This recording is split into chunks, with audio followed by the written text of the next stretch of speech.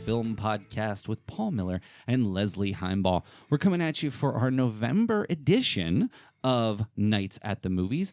And today we're going to be talking about a subject that's very close to our hearts: making movies. One of the things that we are going to talk about today is both Leslie and I have dabbled in documentary filmmaking. And so we're going to talk a little bit more about our experiences. You know, what were some of the good things? What were some of the bad? And what's some advice that we can give to others? So, Leslie, welcome back to the show. Oh, thanks for having me. I'm really excited to talk about this. Leslie, you have to understand one thing. I'm not necessarily having you, so you don't have to thank me for having you, because this is your podcast too. I know that. I'm so accustomed to not having ownership of anything like this. Well, so what I want to start off with today is by both of us kind of talking about our experiences, how we got involved with doing these documentary films, and just talking a little bit about our experiences doing them. So I'm going to start with you. So tell me a little bit about how you got involved with making a movie, who you made it for, and what were some of the outcomes that after it was all done that you can kind of take away?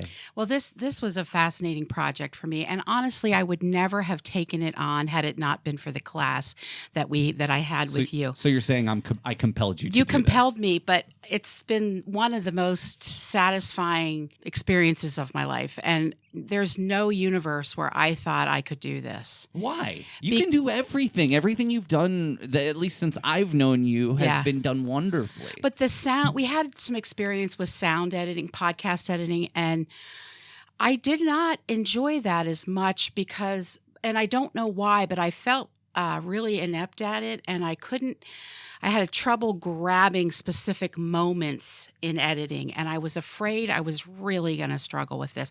The program we use, the Premiere Pro, it's very, very advanced. I had some experience with Adobe products before, so some of the things actually came to me much easier than I thought. Good. But it became such a passion project because... So what was it about? Let's start there. Yeah.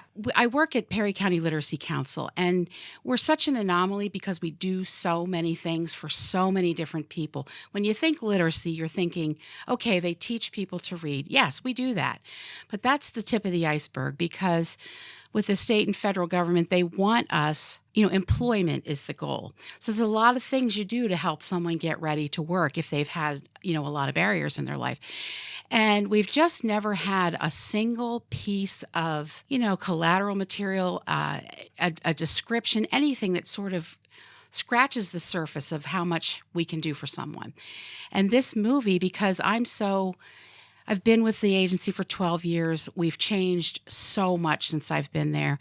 And I've been really on the ground floor of a lot of these changes. So it was my chance to articulate something that is incredibly difficult to articulate. I had a lot of freedom working with you on this because the goal was whatever I wanted it to be. Mm-hmm. And, we went through all the normal processes you go through with the script and the storyboard and everything that, the normal steps you would take. I think it was stunning how much the final project changed in the process. But that's, it teaches you so many lessons about being flexible, being open to surprise things that happen, and then just refining your ideas, because the first idea you have is generally never the best idea. Being adventurous, being nervy like I am and not really afraid to take risks, I got in there with questions to ask people, but then we just let the interviews. It was a series of, I would say, 8 interviews probably with people that I knew could speak about the topic, but they went in there and they just delighted me and exceeded all my expectations with how they fully understand the process and they get why we do what we do the way we do it. It's zero judgment and all that.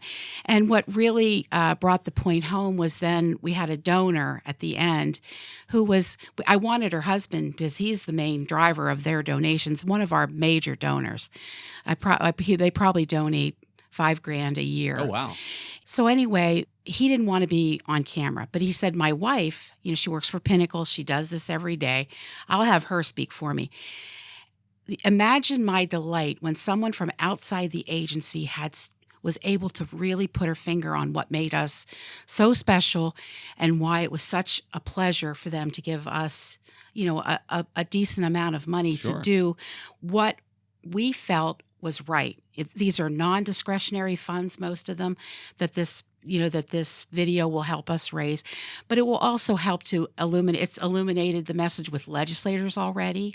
It's really hitting home. So the bottom line is this project changed my whole life. It's not the last video I'm going to make. I can tell you that right now. It's unbelievable to hear that, because I got to be honest with you.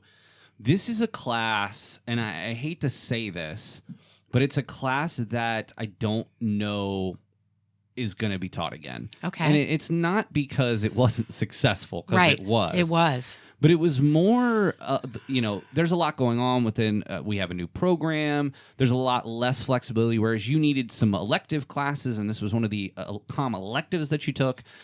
We don't necessarily have that flexibility. Now, it's not to say that I won't find a good core group of students to run this class for again, but it also took enough students that were enough along in the program where I felt comfortable giving them a project like this. Yeah. This was not easy. Mm-mm. And obviously this podcast is not necessarily it's about to talk about our process in making these films. But I would simply say it wasn't everyone that I advised to take this class. Right. In fact, it was sort of a hand-picked group of people who I wanted in this class that I thought that were going to do an amazing job. And in a general sense, I was just unbelievably proud of what people did, and I was so happy to see the end results.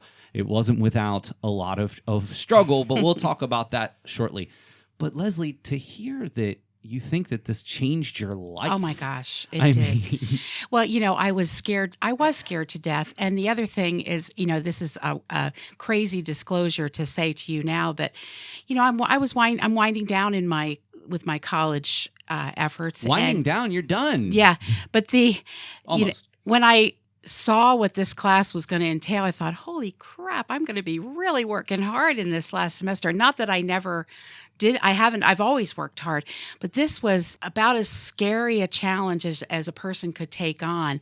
But you guided us through it. I credit the fact that I'm older and I have a lot of life experiences. I love movies. I've seen how editing can change everything about a movie. And I think that experience really helped me because I had probably eight hours of footage that I had to get down to 6 minutes. And so much great stuff is still out there. But the beauty is I didn't have to feel sad about losing all that good material because I can take it now and make, a 2-minute video for somebody if I need it. We're starting a big sponsorship program at work, and these little videos that say what difference it makes when we're sponsored by somebody I won't have to shoot anything else. I'll be able to go. Let's come back to that because I want to kind of loop that around to sort of what I did with my project as well. So where really all this started was I am going for Communications, Media, and Instructional Technology is the name of my program. And one of the reasons that I decided to go with this particular program was because of the production. As in my position here at the college, one of the things that I do is I do the sports broadcasts.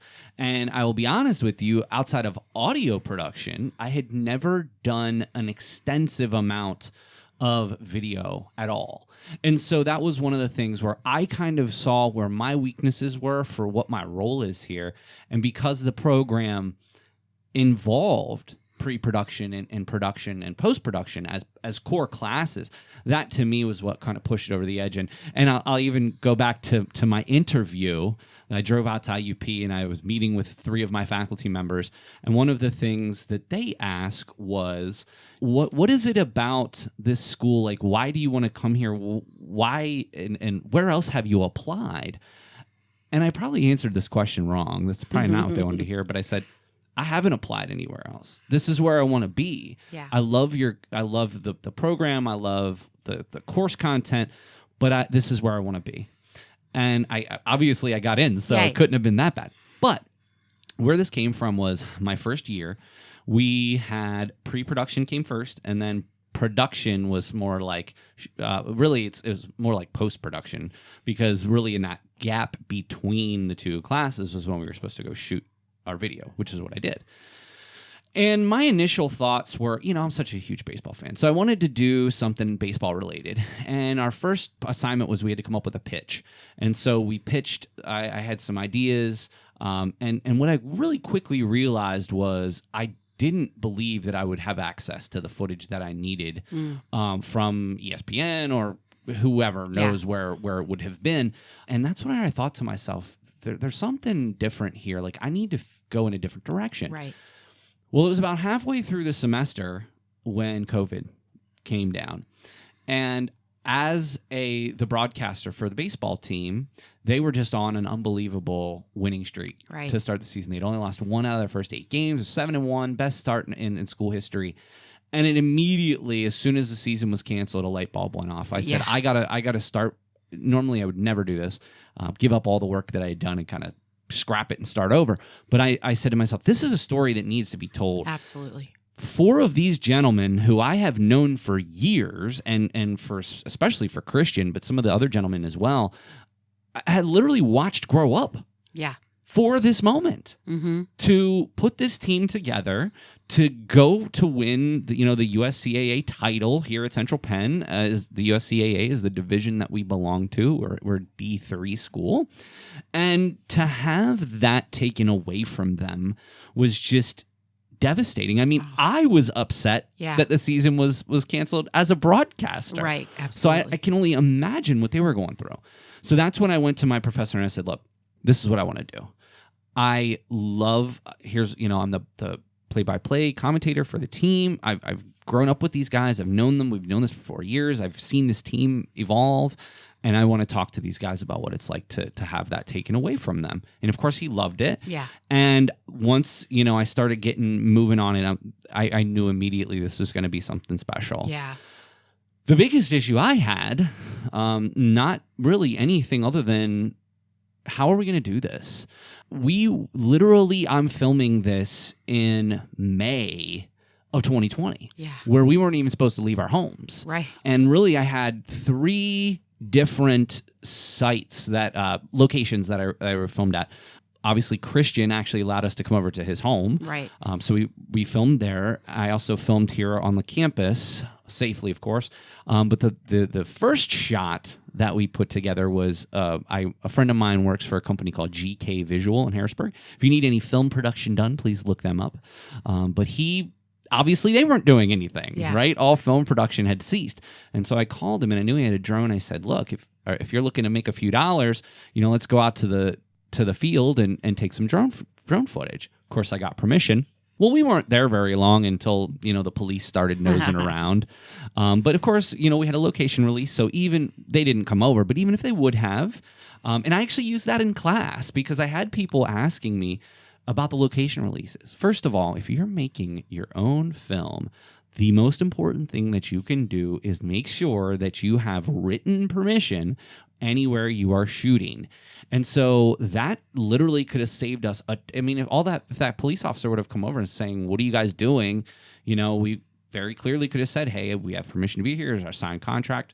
He would have probably moved along. Right. Now, if we wouldn't have had that, on the other hand, we could have gotten in charge, charged with trespassing or, a variety of things. So that was such an important piece. But I always tell that story because it was literally the first shots of the movie that we were making. We had to worry about that, but we got some amazing footage. Yeah, absolutely. So all of that is to say that it was a wonderful presentation. I did get to do a premiere, which we did virtually. And we did get to screen it here on campus as part of the film festival as well. So that's a little bit more about the 2 films that Leslie and I did. But now what I want to talk about is, okay, so we talked about some of the good, and we'll come back to some of the good because I don't want this to be inherently a negative show. But let's talk about some of the problems that you had. What were some of the issues that you found that hopefully your learning experiences if you do these types of things again? But when you look back and reflect on your experience making this, what might have you done differently, or where did you struggle? Well, one thing I'd really like to learn a little bit more about is lighting, because I was using just available light, and was all fluorescent light, and different rooms in our building, some is it just seems more flattering than others. The child care room, I did a little bit of footage there with kids playing, and when you capture the magic of kids cooperating and doing what you want them to do, it's not like when you find out the lighting was a little off, you don't really want to go back and reshoot it. And I wasn't really that successful doing the color corrections. That's just something I would have to have spent a lot more time on. And so lighting was one thing. Another problem I had was I should have had an assistant. I should have had somebody looking over my shoulder, like I did half an interview with somebody and her PCLC pin was upside down. Now, luckily, I really didn't capture very much of it. But, just those little things, if a plant's coming out of the top of someone's head and you're focused on what they're saying, just somebody to look over your shoulder. So it was a cheap lesson. I didn't have a lot of problems, but I'd never do another project like that again without an assistant, somebody to grab things and do things for me. I was very lucky that at least the main shoot when we were at Christian's house, basically what we did was, because we were still very, very, very early on in COVID. This might have even been the end of April. Beginning of May. We're talking like literally lockdown time, people not leaving their homes other than to go to the grocery store and that type of thing. We did not want... I had to interview like 8 people, and we didn't want people, all 8, plus myself, plus crew. There might have even been 10 interviews that I did. We didn't want all those people. So it was we'd scheduled. So we never really had more than 4 people in Christian's apartment at a time. Well, what ended up happening was they hadn't seen each other in a couple months. Oh, of course. And so everybody kind of wanted to just hang out. And that's what ended up happening. Now, it didn't really impact the shoot, but I did have an assistant. Yeah. Tyler came to, obviously he was being interviewed, but I paid him to be there. I said, I just need somebody there just in case I need something. Yes. And that was one thing that I just knew I wanted to do. Yeah. Here was another issue I had. So the camera that I was going to use is a camera similar to what we use at the school, and I actually have purchased one of my own just to have, because the price has come down pretty immensely. And so the problem that I had was with that camera, you need to be able to it has to speak basically in computer language to the tablet. Well, for like an hour, I could not get it to sync up. Yikes. And I mean, I've used this thing 100 times and have never, ever had a problem. Could not get it to work. So I just shoot the whole thing on my phone. Yeah. Well, here's the problem. I didn't have the piece like you have where it's an adapter that can screw onto the tripod. We had to make this aluminum foil attachment to my phone so it would stand, and it did for 90% of the shots. That's awesome. Until Max was the last person we shot, and it's just falling, and then it's falling. And there's a couple of times in the movie you can kind of see what I'm talking about. And that was just so, I'm like literally, these people are traveling from all over the state to be, it was in Harrisburg. Mm-hmm. So people were traveling hours to be there, and I'm sitting there like, I can't get the camera to work. So, it's, these types of things are always going to happen. Yeah. It's how you deal with them, and always have a backup plan. Bring 2 cameras, bring extra hands, bring extra adapters, whatever you need. Bring extra. The only other thing I would say, I'm sure you can echo this. You kind of talked a little bit about this about Premiere Pro. Mm-hmm. To people who have never done video editing, Premiere Pro, probably not the software to just as an entry level. And in hindsight, there is sort of a scaled down version called Premiere Rush, which you also have, as part of the suite you still have. I believe that when I teach video production, which is going to be sort of like a prerequisite to this class, should it ever run again, I'm going to just teach Premiere Rush. Yeah. Because it's scaled down, it's much more simplistic. There's not as many bells and whistles, but it's also a lot more streamlined. Right. That's again something that I learned from this experience. That maybe Premiere Pro, but again, that's what we were supposed to use as a class, and our professor basically just said, "Figure it out." Yeah. There's so much to it. Like I've had a lot of people ask me, like, "Well, why didn't you teach us how to use it? And it's like, beyond God. importing and just doing little cuts, like how much more can I can't show you every, gosh, it No. would take years to go through every single thing that you want to do. If you did your homework and, like I said, my experience helped me a lot. But you pointed out there's a YouTube video and what is it, Adobe in a minute? Yeah. Literally 1 minute, 2 minute at the most. I videos. want to find this person who makes these videos. Because they are magnificent. And it's not like you don't have to be a rocket scientist to figure out something. And, I just kept them all right at hand and went back to them. And, I did spend like 30 hours one weekend editing.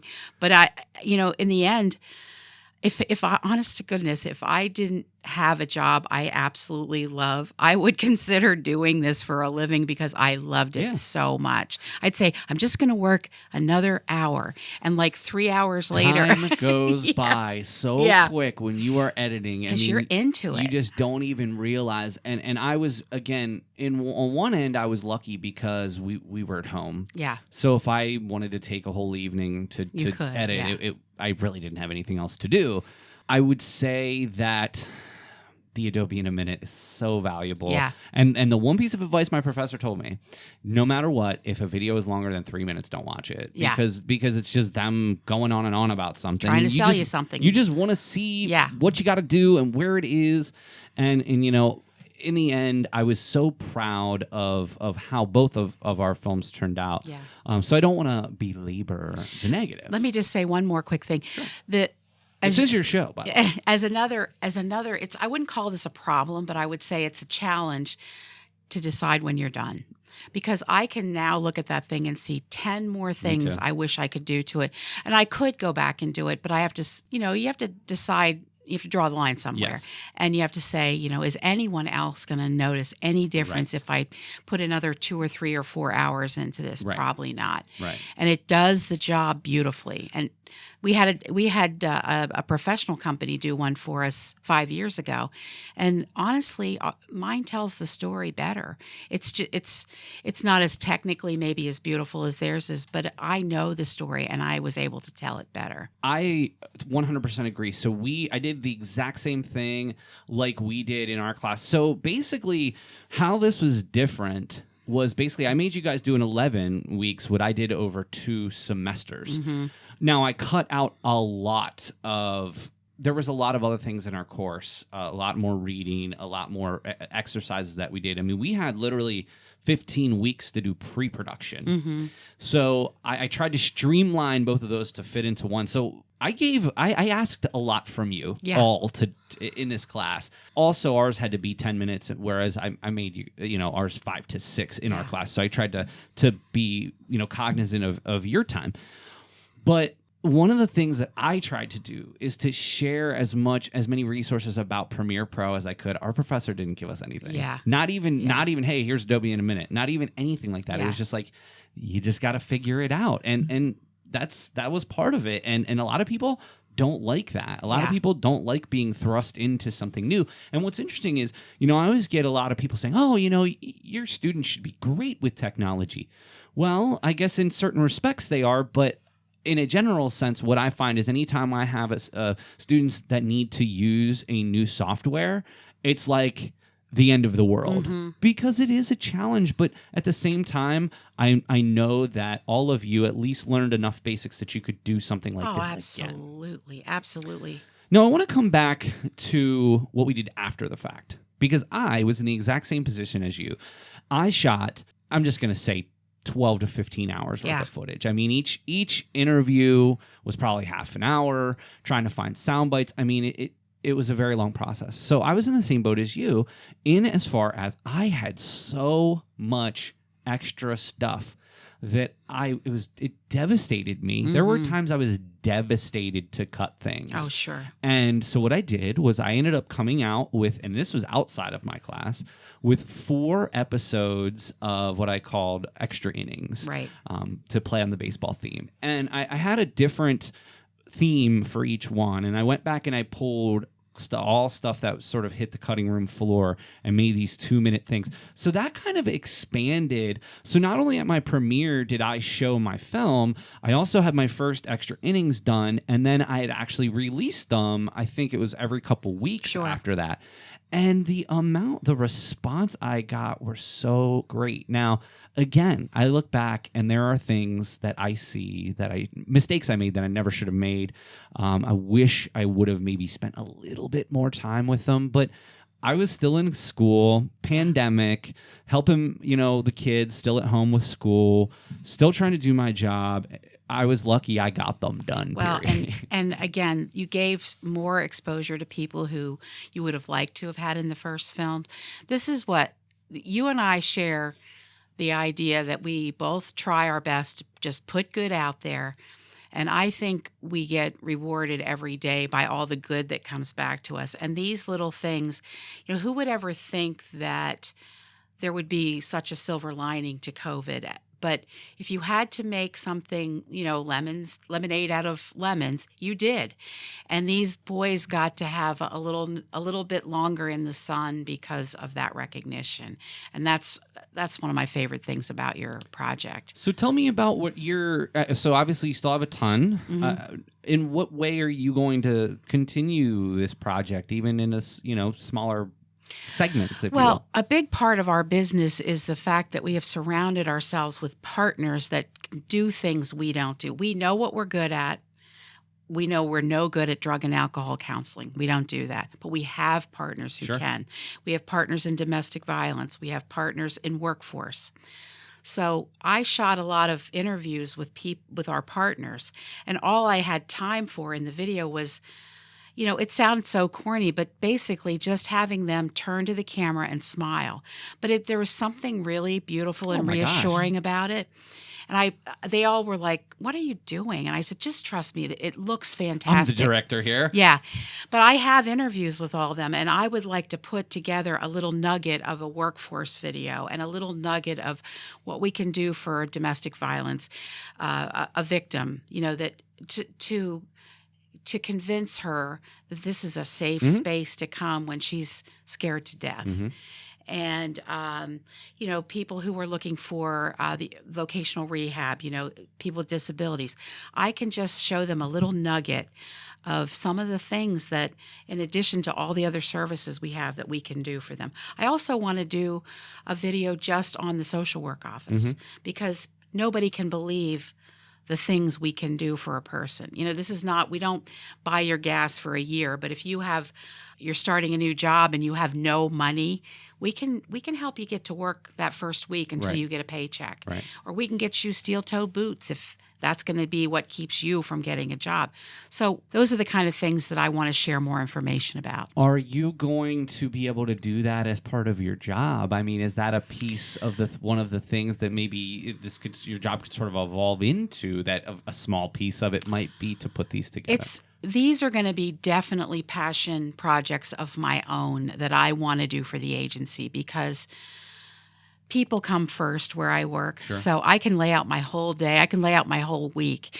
And if someone comes in and they're desperate for help, I am literally going to stop everything I'm doing and tend to that person. I just had that today. I had my whole day planned out, planning on getting a bunch of grading done, and then I'm on the phone for an hour with the students. So trust me, I totally get it. You can do those other things later, and some of those other things don't need the care that a human being does. Sure. So to me, this will be something I'm very passionate about, and I'll take some weekends and do these things. And I would say, too, these are things that don't take nearly as long because you can already in your mind, now that you've done the project. Exactly. So this is how I did, and I'm just sort of giving this to you not only as advice, but for anyone out there who's looking to do maybe a shorter form story clip as opposed to like a longer form like what we did.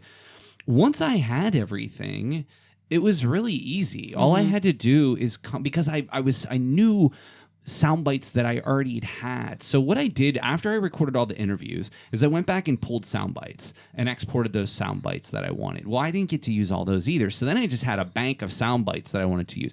And based on those sound bites, I was able to sort of group them into these 4 different episodes. And then from there, I could go back through to some of the old interviews and try to find different things. Yeah.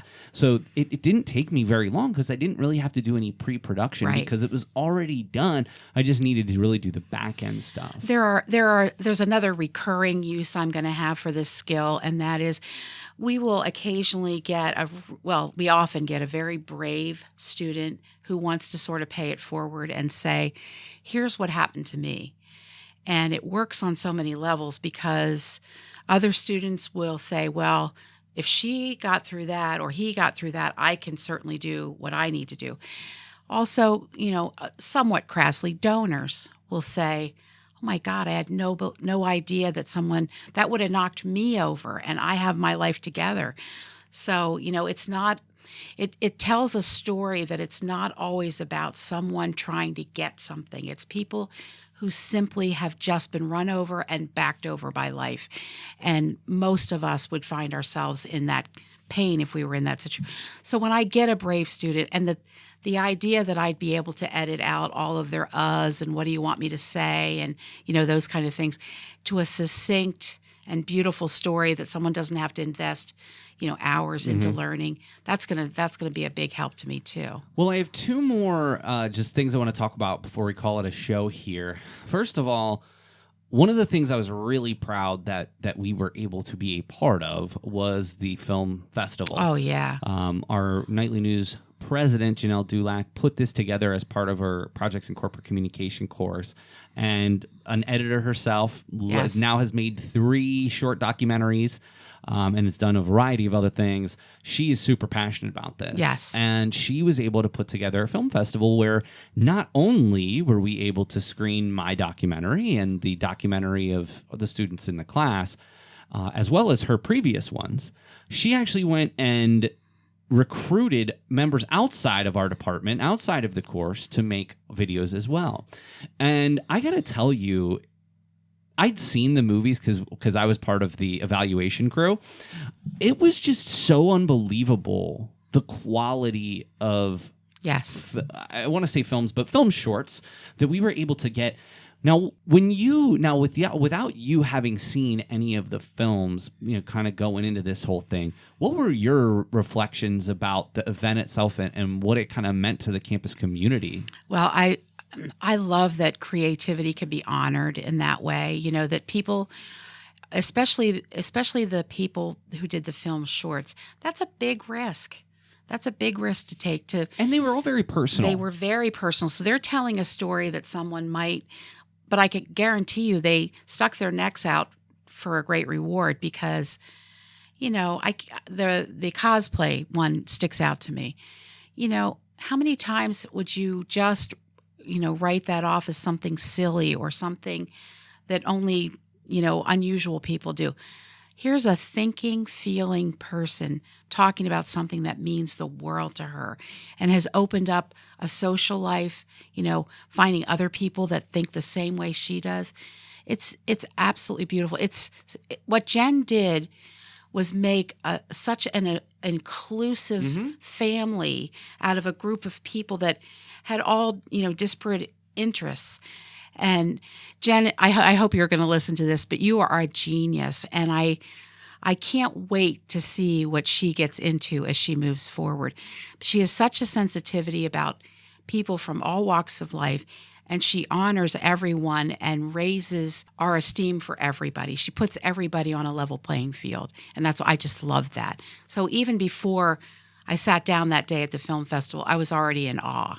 I always wanted to make sure that everybody knew that it was not me that put this together. Yeah. I mean, I okayed a couple of things, but it was all her, and I think it just meant the world to her. Yeah, I will say you made it possible, though. Well, and that's part of my job, giving people opportunities, and then when they seize them, giving them the credit. Yeah. I agree with that. And I did help to make it possible, and I did certainly help with a lot of the films, but I don't take really any credit for that. And it was just so cool for me personally, not only just to see what my students came up with, because that's always a benefit. Yeah.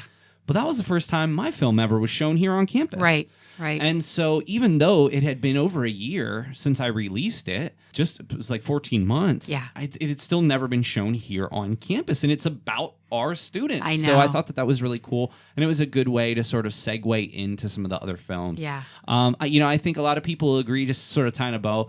I think a lot of people agree. I'm sure if you would have had another couple of weeks, sure. maybe the end product could have been a little bit more refined. Yeah. But for everyone's first efforts, outside of Jen, who had done a couple of these, I was shocked, and in a good way. Well, and can I just say, as a rookie filmmaker, to look around at the people who took the time out of their day to come to the festival was really fantastic. But then as I was leaving, Dr. Fedrizi stopped me. And this is a woman who's seen all kinds of production in her life, been part of all kinds of, and just a tremendous professional herself, to say, I really understand what you guys do now. I mean, that's the dream. That's what you're hoping for. And just in case the listeners out there aren't sure, she is the president of Central Penn College. So, well, I got to tell you, this has been a wonderful experience reliving this. Sure, me too. I hope. I'd actually said something to Jen about maybe working with her on a project before she graduates, sort of collaboratively. I hope I'm able to do that. This is something I would love to do when I'm done with school. Yeah. I really feel comfortable doing these types of things. And it was it's such a memorable project. And I have a bond with these gentlemen forever. Oh, for sure. Because of this. And I just hope that you kind of feel the same. I do. In your I got work. to tell a really important story, and I got to do it my way, which was beautiful. Before we leave, I just want you to maybe give 30 seconds for that person who's ready to make the leap into doing like a short film, whether it be fictional or documentary style. In 30 seconds, give your tips for success. Well, the biggest tip is just do it. Just do it already. iMovie is the simplest thing in the world, and anybody can work that. And if you have something you're passionate about, let the rest of us find out about it, and trust yourself. It doesn't have to be perfect, but take the challenge and run with it. That's what I would say. It's so scary, but it's the best risk you'll ever take. And if you hate it, don't show anybody. But I bet you'll love it, and you'll probably want to show people. I think if I had to give a tip, it would just be this. Spend twice as long as you think you need to on the pre-production. For sure. You need to have a script. And I think that was one of the tough parts was was because, we're doing a documentary, which was interview-based. How can you write a script? But if you don't have a basic template of how you want things to unfold, you're just going to record a bunch of stuff, and there's not going to be a story. Yeah. There has to be a story. So spend twice as long, as maybe 3 times as long as you think you need to on the pre-production. Also, make sure that you have the equipment. Obviously, we have our cameras in our pocket. Of course, you can get a nicer one. Having a tripod, having a connection, having an extra battery, or having a means to charge your phone while you're out there shooting, I think is also important. But really, the biggest thing to me is just spend way more time than you think you need on the pre-production aspect, and everything will fall into place. Yeah, just that one last point, 5 seconds here. That rising action, where you start and you build and then you come to a conclusion. I didn't see how I was going to do that, but I did do that, and it made all the difference in the world. And I was very lucky with that too, because I kind of just told it the beginning I had at the end, but then as we went back to the beginning, it was rising, and then COVID was sort of that conclusion. But one of the things I didn't want to do, this very easily could have been a very, very sad story. Sure. These 4 gentlemen played baseball all their lives, probably the last game they're ever going to play with anything on the line outside of, going out back and playing with your buddies. This was a situation that we could have ended this very sadly, and that was my whole goal the entire time, is do not end this sadly. Have a positive message. You accomplished what you set out to do. I appreciate that. Well, that's going to do it for this episode of Nights at the Movies, a film podcast with Paul Miller and Leslie Heimbaugh. Today we had a chance to reflect a bit on our own movies that we made and gave some tips for future filmmakers. So as always, Leslie, it's always a pleasure to have you here. This was really fun. Thank you so much. Of course. We will be back in December for our holiday edition, where we will rank our top films, holiday films, and we also might talk about some other very interesting discussions on the show. So tune back in December for the next episode of Nights at the Movies. Until then, Leslie, thank you so much for being here today. Thank you so much for making this possible. All right, well, that's going to do it for this episode. For Leslie Heimbaugh, I'm Paul Miller, and we'll see you again next time on Nights at the Movies.